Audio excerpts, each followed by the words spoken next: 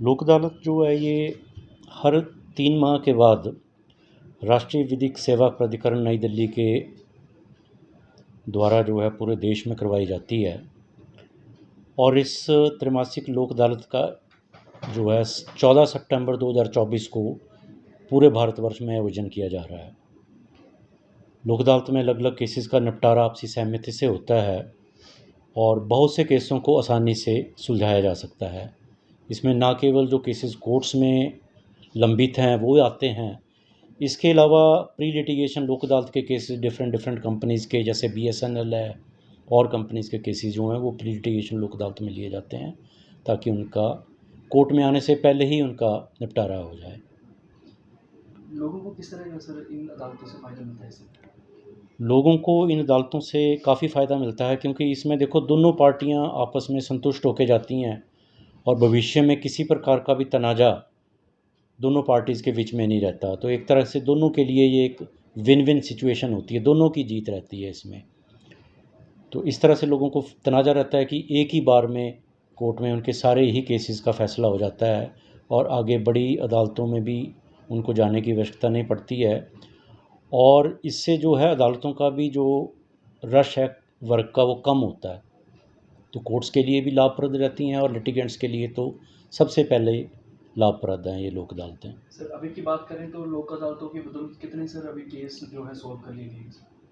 जैसे पिछली लोक अदालत की हम बात करें तो 11 मई 2024 को पिछली लोक अदालत हुई थी और उस लोक अदालत में हमने कोई 8,488 के करीब केसेस लगाए थे और उसमें से ऑलमोस्ट 3787 केसेस का निपटान हुआ था।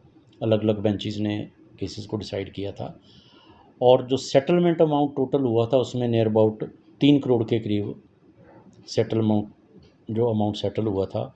इसमें मोटर व्हीकल एक्ट के चलान थे कोई 3,000 के करीब, MACT की पटिशन्स थी जिसमें अलग अलग जो है पटिशन्स में अवार्ड दिया गया। और इस बार जो 14 सितंबर 2024 को लोक अदालत होने जा रही है, इसमें भी हमारा लक्ष्य है कि 8,000 से लेकर 9,000 के बीच केसेस जो हैं इसमें लगाए जाएंगे।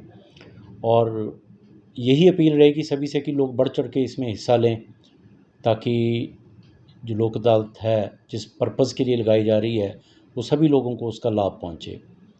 और इसके अलावा थोड़ा सा और भी बताना चाहूँगा कि जैसे मोटर व्हीकल एक्ट के केसेस हैं जिसमें हमारे मोटर व्हीकल एक्ट के चलान्स आते हैं, तो इसके लिए भी बड़ी एक सुविधा दी गई है कि लोग घर में बैठे भी ई कोर्ट पेमेंट्स के द्वारा हमारी ई कोर्ट जो पोर्टल है उसमें आके अपने ई पेमेंट चलान्स को भुगतान कर सकते हैं और कोर्ट में आने की भी उनको आवश्यकता नहीं पड़ेगी। तो इसका ज़्यादा से ज़्यादा उपयोग करें। ये एक सॉफ्टवेयर तैयार किया गया है और ई कोर्ट के माध्यम से जो है अपने चलानों का निपटारा कर सकते हैं। सर बात करें लोक अदालत की तो क्या धर्मशाला में ही होगी या जिला कांग्रेस के अलग अलग सुना? जो ये लोक अदालत है धर्मशाला में तो जिला स्तर की लोक अदालत हो रही है, इसमें सारी कोर्ट्स अपनी अपनी लोक अदालत लगाएंगी और इसके अलावा हर सब डिवीज़न पे भी इस लोक अदालत का आयोजन किया जा रहा है क्योंकि पूरे भारतवर्ष में है। तो भारतवर्ष में हर सब डिवीज़न पे, हर डिस्ट्रिक्ट लेवल पे ये लोक अदालत जो है आयोजित की जा रही है।